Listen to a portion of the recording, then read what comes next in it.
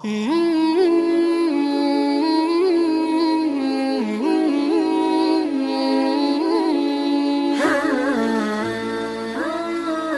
ingin orang lain tahu.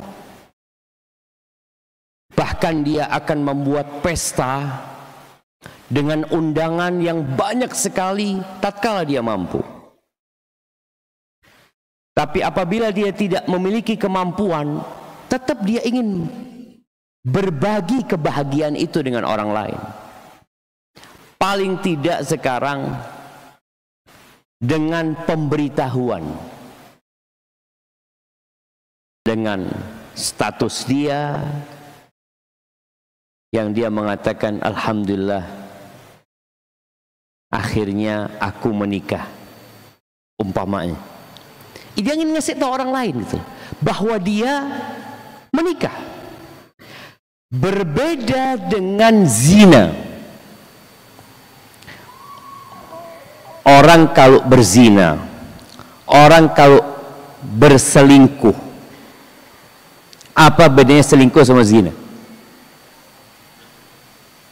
Jemaah, biasanya selingkuh itu disematkan kepada yang sudah menikah. Dikatakan dia berselingkuh, punya istri tapi dia berzina. Tapi kalau belum punya istri ya disebut berzina. Wallahu a'lam. Apakah memang benar seperti itu? Tapi yang jelas banyak orang mengatakan perselingkuhan biasanya untuk orang-orang yang sudah menikah. Kita masuk ke dalam pembahasan i'lanun nikah, mengumumkan pernikahan, mengiklankan. Kalau antum bikin konten di Instagram, itu ada yang disponsor, sehingga antum bisa sebarkan satu Jember tahu. Apalagi kalau nikahnya antum pas 17 Agustus atau pas hari-hari yang memang orang sedang berpesta, itu orang pada tahu. Tapi di sini disebutkan tentang i'lanun nikah wa syahadatu 'alaiha, tentang mengumumkan pernikahan dan mempersaksikan pernikahan tersebut. Berarti ada dua masalah. Masalah pertama mengumumkan, yang kedua mempersaksikan. Kalau mengumumkan, maka ternyata hukumnya itu mustahab, dianjurkan saja. Yustahabbu i'lanun nikah, dianjurkan mengumumkan pernikahan. Ini semua ulama sepakat bahwa mengumumkan berbeda dengan mempersaksikan. Mengumumkan itu ya dengan walimah umpamanya, dengan memberikan pengumuman lewat undangan. Apa dalilnya bahwa mengumumkan pernikahan itu sunnah? Hadis Rubai' binti Muawwid radhiyallahu anha. Dia berkata, dakhala alayya an-nabiy sallallahu alaihi wasallam ghatata bunya alayya. Nabi SAW masuk ke rumahku, ke tempatku di pagi hari aku menikah. Artinya dia masuk ke rumah atau suaminya datang ke rumahnya dia untuk tinggal bersama dia. Fajalasa ala firashi kamajlisika minni. Lalu Nabi SAW duduk di atas ranjangku seperti duduknya engkau dari aku ini. Ini menyebutkan tentang jarak dan tempat duduk Nabi SAW. Artinya sahabat ini benar-benar mengingat kejadian itu. Cuma bagaimana tidak, yang datang tamu spesial Rasulullah SAW, mereka akan mengingat di mana Nabi duduk, dari pintu mana Nabi SAW masuk. Lalu dia mengatakan wajwairiyatun yadribna bidduf, dan ada bocah-bocah perempuan yang mereka mukul rebana. Jadi ternyata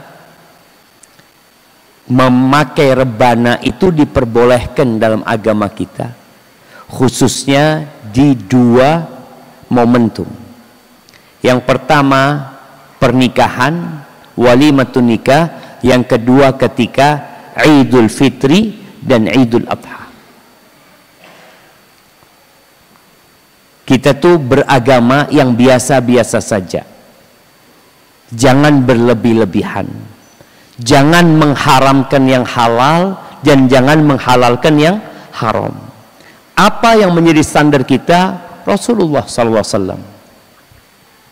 Nih, pada saat pernikahan Nabi ada di situ, dan di situ ada bocah-bocah perempuan pegang duf, pegang rebana ya, sambil memukul rebana tersebut. Yandubna man qutila min abaihinna yauma badr, yang mereka menyenandungkan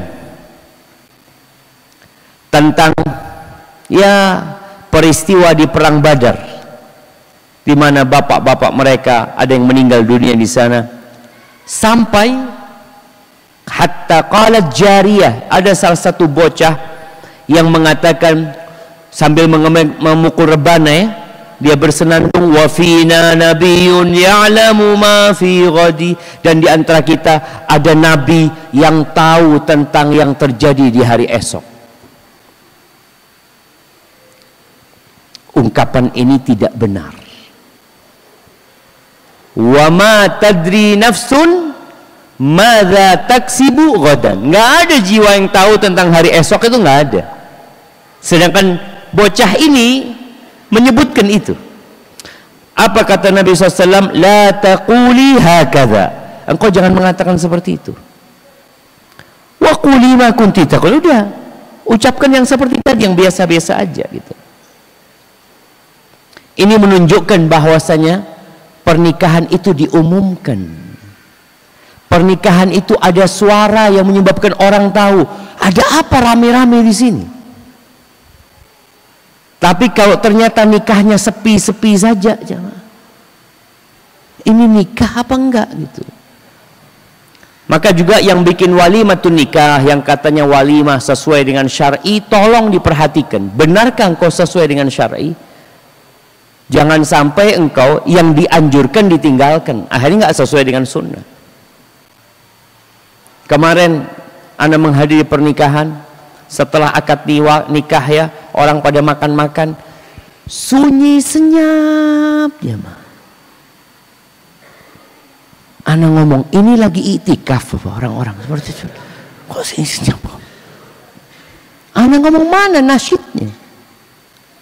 Ini ada nasyid yang disenandungkan pakai rebana, dan Nabi SAW mendengar.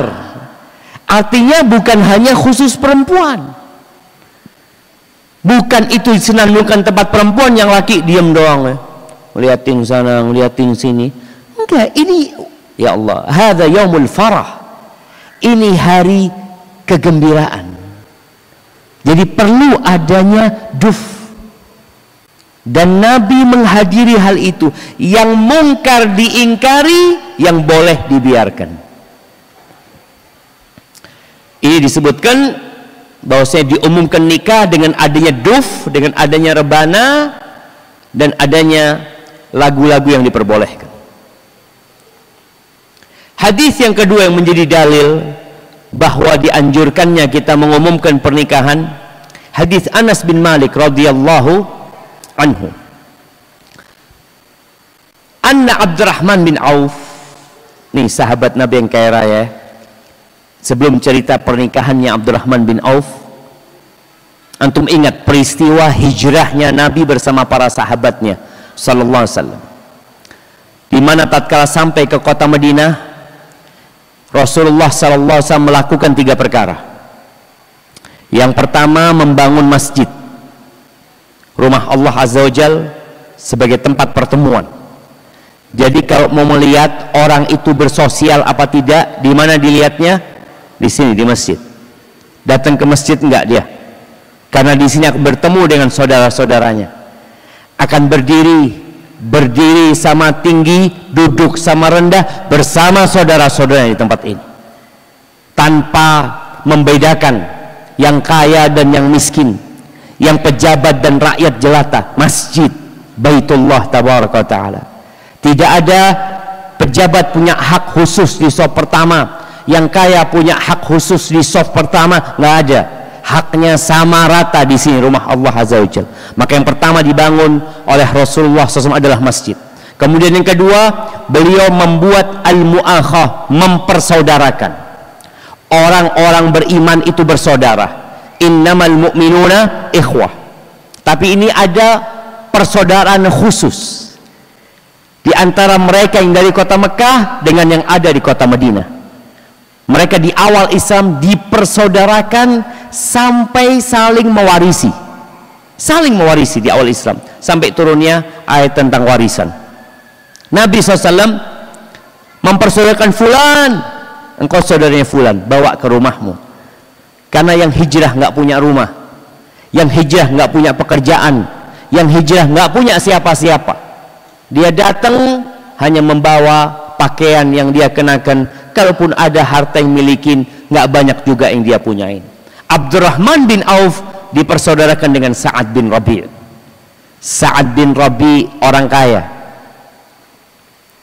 Nanti kita akan bahas juga tentang kufu, ya, sepadan. Apakah seorang menikah itu harus sepadan secara harta? Jadi kalau engkau kaya, carilah orang kaya. Kalau antum miskin, jangan cari orang kaya. Apakah seperti itu? Abdurrahman orang kaya di kota Mekah dipersaudarakan dengan Sa'ad bin Rabi', konglomerat kota Madinah. Tapi ada perbedaan. Abdurrahman bin Auf kaya sebagai pedagang, Sa'ad bin Rabi' kaya sebagai petani. Dia punya kebun kurma yang banyak sekali. Dibawalah Abdurrahman ke rumahnya Sa'ad bin Rabi'. Sampai rumahnya dikatakan, ya Abdurrahman, inni la min aghnal ansar au min aktsarihim malan. Aku termasuk orang Ansar yang paling kaya. Setengah hartaku buat engkau. Gimana antum ditawari kayak gitu jemaah? Antum baru hijrah, kan banyak orang baru hijrah biasanya susah hidupnya kan. Dia cari makan susah, cari pekerjaan susah, tahu-tahu ada yang nawarin setengah hartanya yang banyak sekali. Lalu, aku punya 2 istri. Engkau lihat mana yang lebih engkau sukai? Bayangkan ya, ini yang namanya ukhuwah yang sebenarnya. Antum merasa dia benar-benar saudara antum. Bukan Sa'ad bin Rabi' ngasih harta nih, uang, engkau cari istri. Bukan. Bagaimana dia mengatakan aku punya 2 istri? Engkau lihat mana yang lebih engkau sukai. Aku ceraikan, nanti masa idahnya selesai engkau nikahi. Itu saudara. Ada saudara kayak gitu jemaah. Istri temannya diganggu kadang-kala. Na'udzubillah min dzalik. Ini istrinya dia kasihkan. Apa kata Abdurrahman bin Auf itu ya? Bagaimana Nabi mendidik sahabatnya untuk tidak minta-minta, untuk tidak menjadi orang yang selalu di bawah tangannya. Nabi mendidik mereka dengan mengatakan sallallahu alaihi wasallam, al-yadul ulya khairun minal yadis sufla. Tangan yang di atas lebih baik daripada yang di bawah. Abdurrahman mengatakan kepada Sa'ad bin Rabi', barakallahu laka fi malika wa ahlik. Semoga Allah memberkahi keluargamu dan hartamu. Makasih aku mau kerja. Dulluni ala suq, tunjukkan di mana pasar. Tunjukkan di mana ada pasar. Karena kalau sudah ada pasar, insya Allah bisa kerja. Nggak punya modal. Sebagian orang selalu berkata, ya apa kerja itu butuh modal. Satu modal yang kau butuhkan, jujur. Engkau jujur dan semangat bekerja, selesai. Dikasih tahu itu pasarnya. Kota Madinah ada pasar di situ, pasar di situ. Abdurrahman berangkat. Nggak punya modal jamaah. Kira-kira kalau nggak punya modal jadi apa? Antum coba ya berangkat ke pasar hewan di Jember ini. Apakah semua yang jualan itu pemilik barang? Enggak. Kadang-kadang dia datang, dia jual berapa kambingnya? 2 juta, 2 juta ya, siap. Dia cari pembeli. Mau beli, ada kambing zen 2.200.000, sini. Shhh, ini barangnya. Milik dia bukan, jadi makelar aja dia. Ini Abdurrahman bin Auf, Masya Allah, dapat beberapa pekan, mungkin beberapa hari, beberapa pekan, sudah nikah dengan uang sendiri, bukan uang Sa'ad bin Rabi', la. Makanya ketika Abdurrahman bin Auf datang kepada Rasul SAW, wabihi atharu sufrah, dan dia ada bekas kuning ya di dirinya ya, yang mungkin dulu orang kalau mau nikah itu dihiasi tangannya dengan apalah, kelihatan bekas habis menikah Abdurrahman. Nabi tanya SAW, mahyam ya Abdurrahman, ada apa nih kok kayak gini? Kata dia tazawwajtu ya Rasulullah, aku nikah ya Rasulullah. Nggak ruwet jemaah, sampai dia nggak ngasih tahu Nabi SAW kalau dia nikah, nggak ngasih tahu Nabi SAW. Dia nikah selesai. Kalau sekarang orang mau nikah, Allahu Akbar, sak kampung tahu padahal belum nikah. Saya insya Allah nikah. Kapan? Insya Allah 2027. Suwi Pak. Tapi beritanya kemana? Ini Abdurrahman bin Auf. Itulah Nabi alaihissalam mengatakan, ista'inu ala qada'i hawaijikum bil kitman. Kalian berusaha meminta tolong dalam menyelesaikan urusan kalian dengan menyembunyikannya.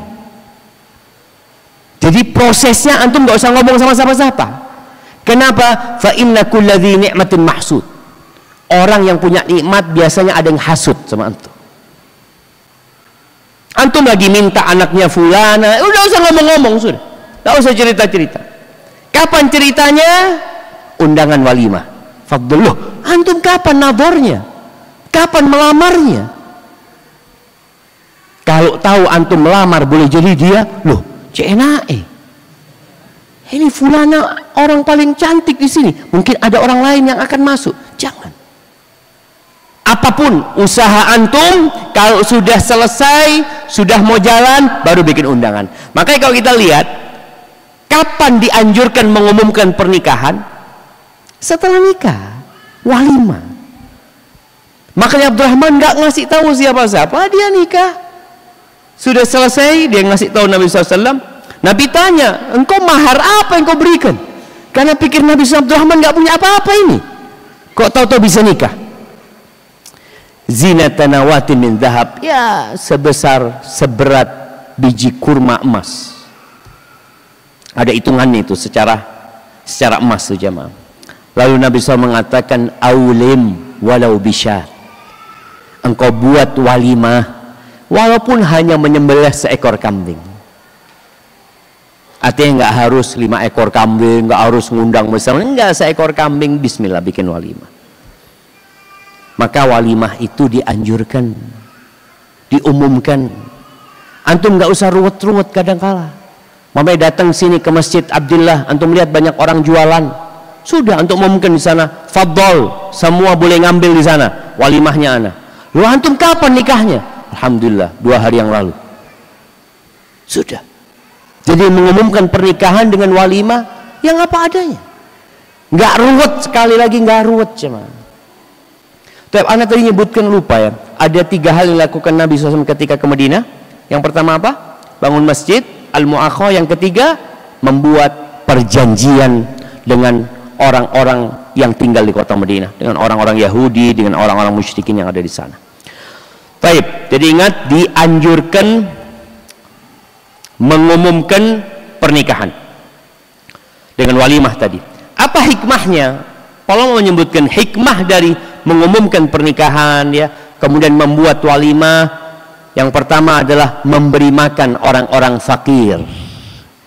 Ingat, tolong digarisbawahi ya, memberi makan orang-orang fakir. Nabi SAW mengatakan, syarrut ta'am ta'amul walimah, yud'a ilaiha man ya'baha wa yumna'ha man ya'tiha. Seburuk-buruknya makanan itu makanan walimah. Yang seperti apa? Yang undangannya hanya orang kaya. Yang kaya diundang, yang miskin nggak diundang. Banyak seperti itu. Yang orang kaya diundang, karena kalau orang kaya diundang, makannya sedikit, bawaannya banyak.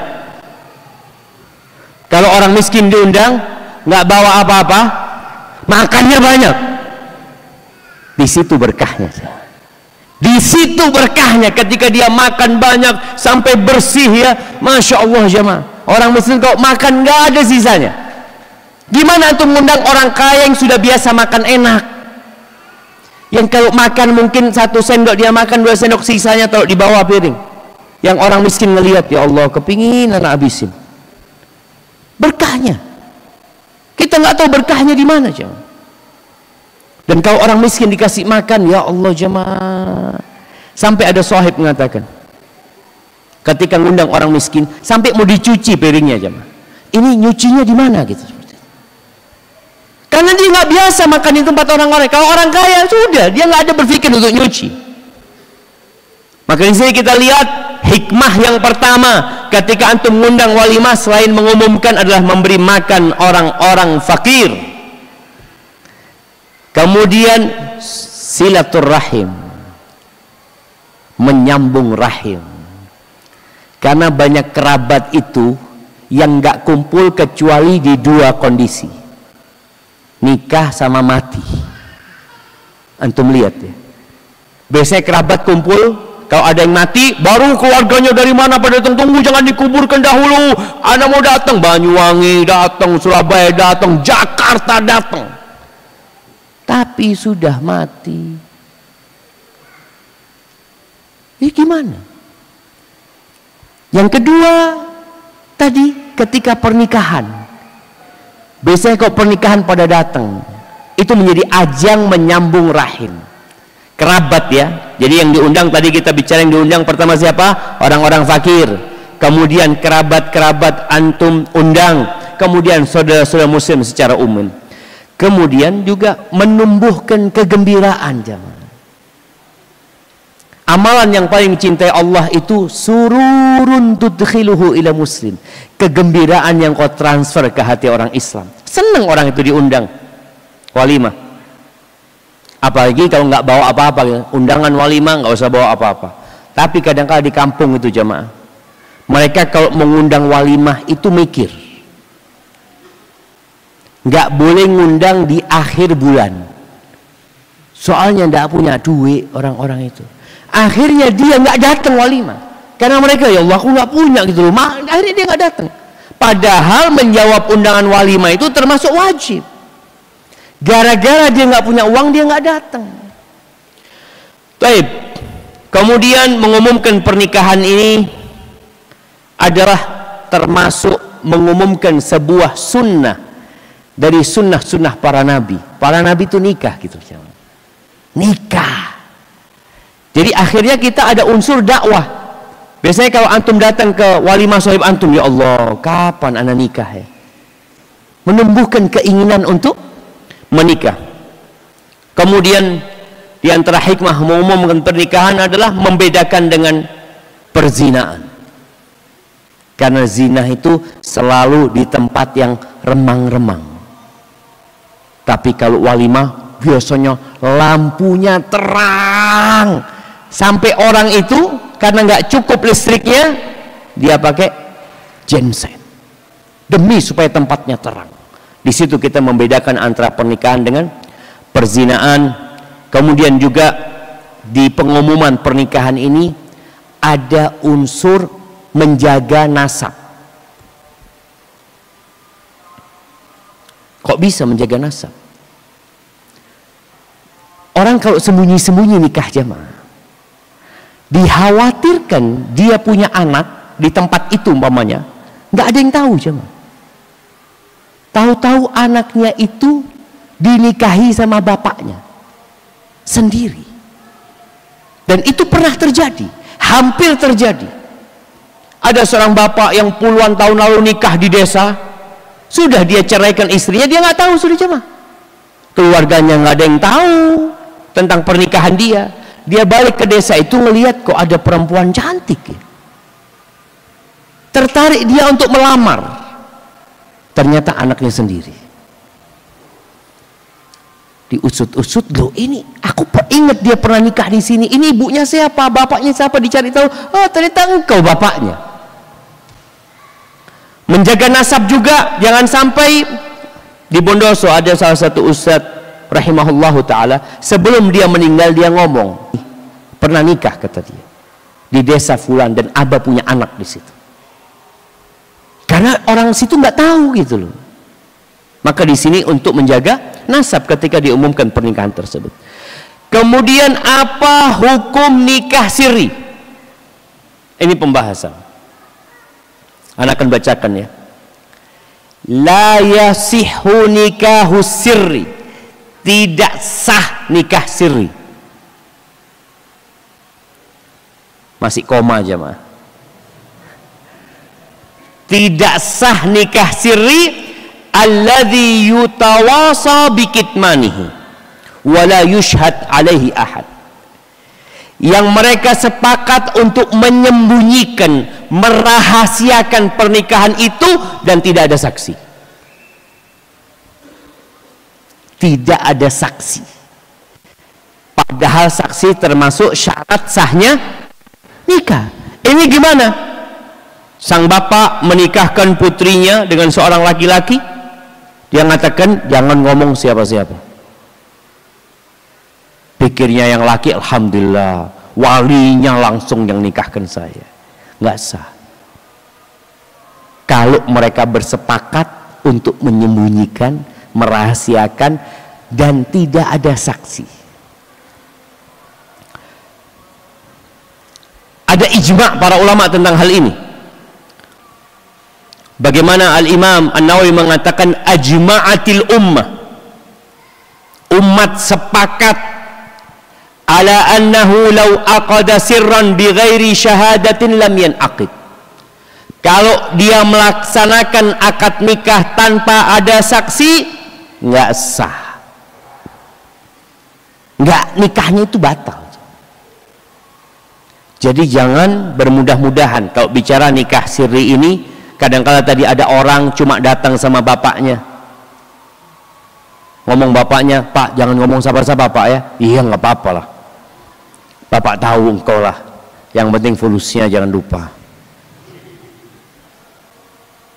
Ini ada unsur perzinaan nanti, bukan ada walinya, ini nggak sah. Disebutkan bahwasanya nikah itu tujuannya adalah untuk menjaga kehormatan diri. Maka kenapa engkau sembunyikan? Nikah ini fadilah, bukan dosa. Kalau dosa pantas disembunyikan, nggak boleh ada orang yang menyaksikan. Orang itu berusaha ketika dia berzina, nggak boleh ada saksi. Dia akan menyembunyikan perzinahan tersebut. Tapi kalau nikah tetap harus ada saksi. Jadi ingat di sini disebutkan, Ibnu Rushd mengatakan ittafaqu ala annahu la yajuzu nikahu sirri. Ibnu Rushd mengatakan mereka bersepakat bahwa tidak boleh nikah sirri. Kemudian ada pembahasan bagaimana hukum nikah yang dirahasiakan oleh walinya, oleh suaminya dan oleh saksinya. Berarti ada saksi. Kalau yang pertama tadi nggak ada saksi, itu nggak sah. Gimana kalau sekarang ini ada saksinya, tapi mereka bersepakat untuk tidak menceritakan kepada siapa-siapa? Ingat seorang perempuan yang Anda pernah ceritakan, nggak tahu di sini atau di mana, yang dia telepon, dia mengatakan, Ustaz, Anda ini sakit hati sama bapak Anda. Mungkin sebulan sebelum ibu Ana meninggal dunia, bapak Ana cerita kalau dia sudah nikah sama tetangga jemaah 11 tahun. Bayangin jemaah, sudah 11 tahun nikah. Ini menunjukkan benar-benar ada kesepakatan untuk merahasiakan. Sang suami merahasiakan, saksinya merahasiakan, walinya merahasiakan. Gimana hukumnya? Maka disebutkan bahwasanya hukum nikahnya sah Tolong dibedakan sama yang pertama. Di sini ada saksi. Yang pertama nggak ada saksi. Dikatakan yasihun nikah alladhi yaktumuhul wali wazzawj wasyuhud. Nikahnya sah, nikah yang dirahasiakan oleh wali, suami dan saksi-saksinya, dan ini mazhab jumhurul ulama bahwa pernikahan sah. Kenapa? Karena itu tidak disebut nikah sirri. Kita ada perbedaan, nanti dibahas ya, ada perbedaan di Indonesia ini. Nikah sirri itu nikah apa? Nikah yang tidak dicatat di catatan sipil dianggap nikah sirri. Sedangkan kalau kita membaca kitab-kitab para ulama, yang dimaksud dengan nikah sirri adalah nikah tadi yang dirahasiakan tanpa ada saksi. Itu disebut nikah sirri. Disebutkan di sini annahu laisa sirran. Nikah yang ada dua saksinya tadi nggak sirri, nggak rahasia. Ada suami, ada wali, ada istri, dan ada kedua saksi. Ada 5 orang nih. Yang terpenting adalah 2 saksi tadi.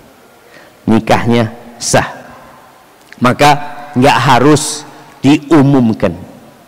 Maka tadi di awal disebutkan bahwa dianjurkan mengumumkan pernikahan, bukan diwajibkan. Jadi antum kadangkala mau nikah, umpamanya anak mau nikah masih kuliah Ustaz, tapi ya malulah sama tetangga-tetangga kok masih kuliah nikah. Ya udahlah, nikah tanpa diumumkan kemana-mana. Yang tahu cuma ada 2 saksi dan pernikahan itu sah jadinya. Baik.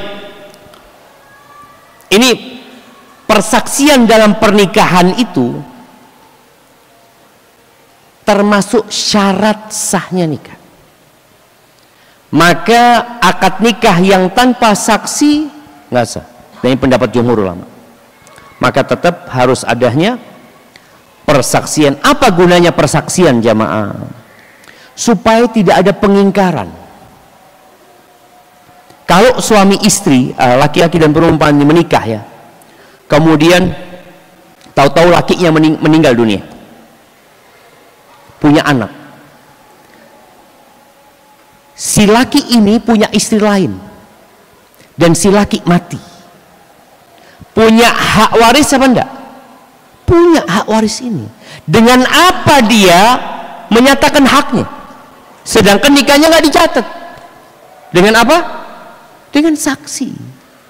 Maka 2 saksi, iya, aku bersaksi dan fulan bersaksi, suamimu menikah sama fulana dan punya anak. Ini anaknya suamimu. Karena dengan tidak dicatat itu boleh jadi hak-hak istri dan anaknya hilang. Dan ini yang dikhawatirkan. Maka kalau bicara apakah harus mencatat pernikahan tersebut, ulama menyebutkan